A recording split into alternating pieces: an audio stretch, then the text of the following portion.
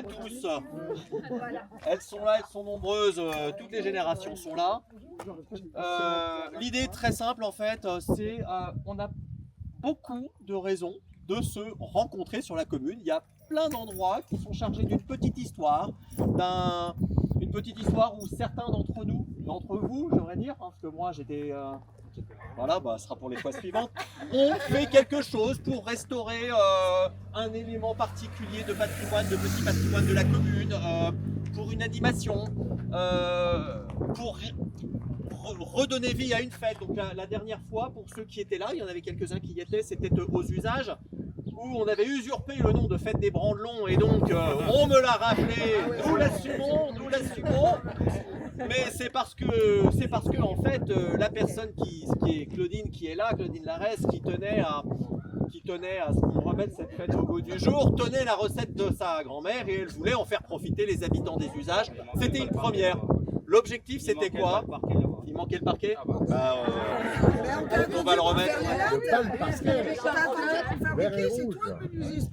L'objectif en fait c'est de saisir tous les prétextes pour avoir des occasions de se rencontrer, que vous rencontriez entre vous, entre voisins, entre ceux qui habitent la commune depuis longtemps, ceux qui l'habitent depuis moins longtemps, hein, parce qu'on a également des nouveaux arrivés dans nos hameaux, chaque année de plus en plus, et donc d'avoir des occasions de se rencontrer. Donc là c'est une deuxième, donc vous nous direz quelques mots sur la croix. Bon, il ne veut pas parler, bon, il nous en dira quand même, parce que si on ne lui donne pas la parole, il la prendra. Donc on la lui donnera. Aujourd'hui, c'est au Kino. Pour nous, merci encore. C'était un excellent prétexte pour nous pousser, hein, Sophie, tu ne me contrediras pas, à entretenir aussi ce petit patrimoine, parce que Didier Gagnepin nous a dit écoutez, c'est bien votre idée des kinos, mais la croix, vous allez me l'affronter plus vite que ça. Donc on l'a fait. Et puis dans la foulée, du coup, on prépare le coup d'après. Hein, Didier, tu iras voir, puisque ce sera à Champalais. Mais merci d'avoir organisé ça. Je voudrais peut-être que vous qui avez participé à la restauration, à la mise en place de la croix, vous en disiez quelques mots. Dominique, Gérard, Didier, non. C'est très simple. C'était un peu par obligation. On va faire un peu d'histoire. Un peu d'histoire. Un peu d'histoire. Donc d'abord, c'est la croix des missions. C'était une croix qui était un symbole quand des personnes dans un village avec des ecclésiastiques partaient en mission d'évangélisation. C'était le point de départ. Voilà. Je ne sais pas plus d'historique parce qu'on n'a pas beaucoup d'historique sur cette croix. Ce qu'on sait, c'est qu'elle a été mise en place la première fois en 1954. Je rappelle que c'est un symbole. Ça ne veut pas dire que les gens sont partis en mission en 1954. C'est un symbole du passé. Hein. Et en 2008, on a annoncé un grand coup de vent. Et elle était en très mauvais état.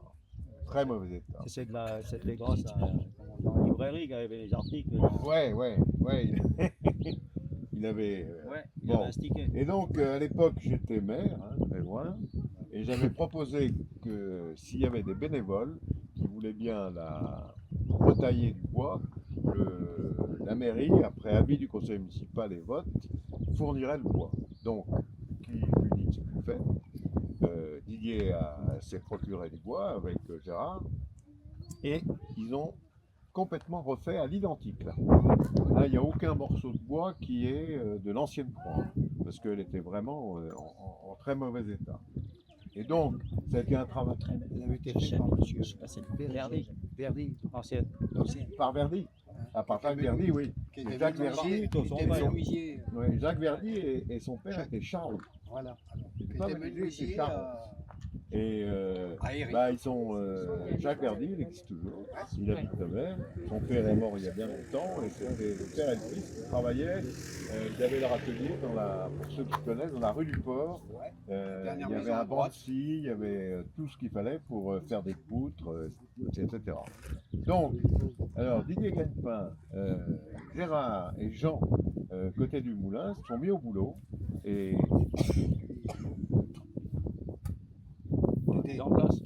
Dédé Prévost et Dédé Prévost. Dédé Prévost. La porte. Ah, c'est la porte. C'est la porte. Et la porte de l'église, ça. Pas grave. On vieillit pas maintenant, Ouais. c'est des chantiers. Hein. Et donc, ça a pris l'hiver, hein, à peu près, de la remettre en place, la reconstruire. Et une fois qu'elle a été reconstruite, on a transporté la croix, je ne sais plus, sur une remorque, comme ça, hein, que j'avais emprunté.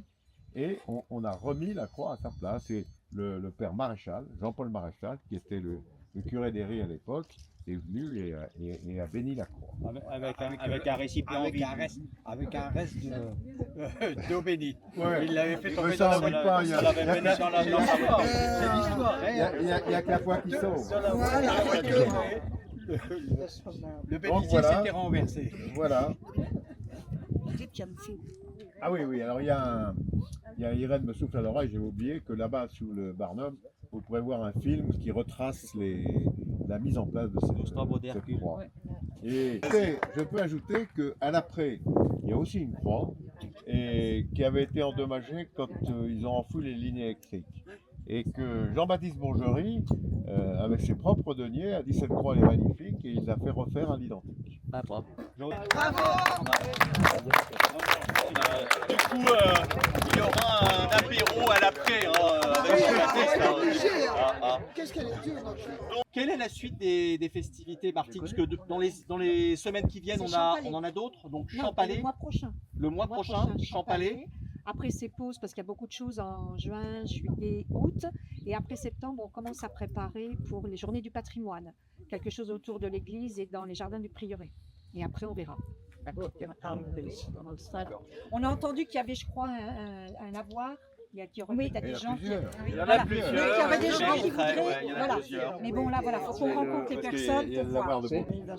Les amis d'Héry, leur rôle et puis leur réalisation, parce que je voudrais quand même saluer la première phase de collecte qui a atteint le plafond auquel la Fondation du patrimoine peut abonder, donc bravo.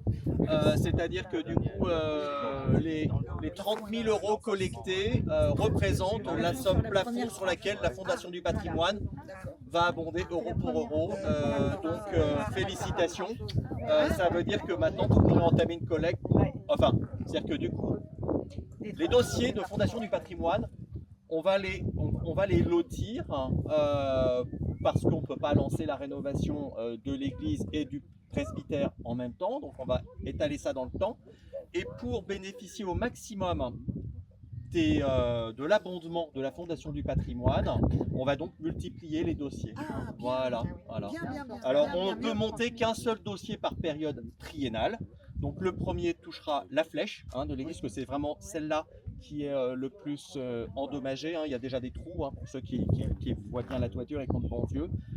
Mais donc félicitations pour cette première étape, les amis d'Héry. Merci. Merci. Et merci à tous les réseaux qui nous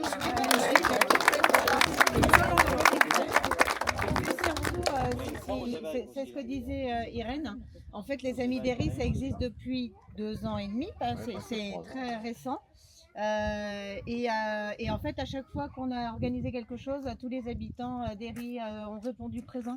Donc c'est ça qui compte. C'est comme ça qu'on arrive finalement si vite à collecter de l'argent. C'était quand même pas facile. Quand on s'est lancé, on savait pas trop comment on arriverait à collecter de l'argent. Il y a des associations qui marchent plus ou moins bien selon les villages. Et alors nous, c'est vrai qu'on est très gâtés à Héry parce qu'on a des super habitants qui ont tout de suite marché. Et on... Oui, exactement. Et je rappelle que si vous n'avez pas encore on a des adhéré, super associations et qui... si encore vous n'avez pas adhéré, il faut adhérer. Oui, oui, c'est ça. Pour Un ceux qui petit- auraient un- oublié d'adhérer aux Amis d'Héry. Oui, mais explique pourquoi, Étienne, l'adhésion est importante. Explique. Alors je pense que si tu me poses la question, c'est que tu as la réponse. Irène, je t'en prie. Donc voilà, la problématique, le petit hic, c'est qu'on a, je schématise, 30 000 euros de récupérés avec 5 adhérents. Les gens ils ont dit, mais c'est quoi cette association qui récupère autant de thunes si vite et qui n'a une trentaine, quarantaine d'adhérents, peut-être 50. Alors, si chacun, quand vous participez, vous nous signez un papier d'adhésion, certes, on vous dira tous les ans, si vous voulez repayer, voilà le papier, vous donnez 10 euros. Mais ça donne de la valeur à ce qu'on fait, parce que dans les hautes instances, ils ne comprennent pas qu'il y ait une association qui ait si peu d'adhérents. Il y a un détail qui ne correspond pas du tout à la réalité. Tout le monde nous aide. En moyenne, on est une centaine de personnes. Il faudrait qu'on ait une centaine d'adhérents, ce qui serait logique En quand fait, on les gens présente nous le dossier. donnent, mais l'adhésion est à 10 € et ils ne pensent pas forcément à remplir le bulletin d'adhésion. Donc quand on est présent, n'hésitez pas à prendre Ouais, le c'est une chose petit bulletin importante. d'adhésion. Bien, merci. Il y avait un petit moment de travaux manuels, là, je crois, Dominique. Non, vous n'avez pas prévu ça? Ah si. Allez, Voilà, on va remettre couper la- couper les branches, on va et finir on d'élaguer. fait le travail à fond et puis on boit un coup en même temps. Parce qu'en plus, après. voilà. Bon, Vincent,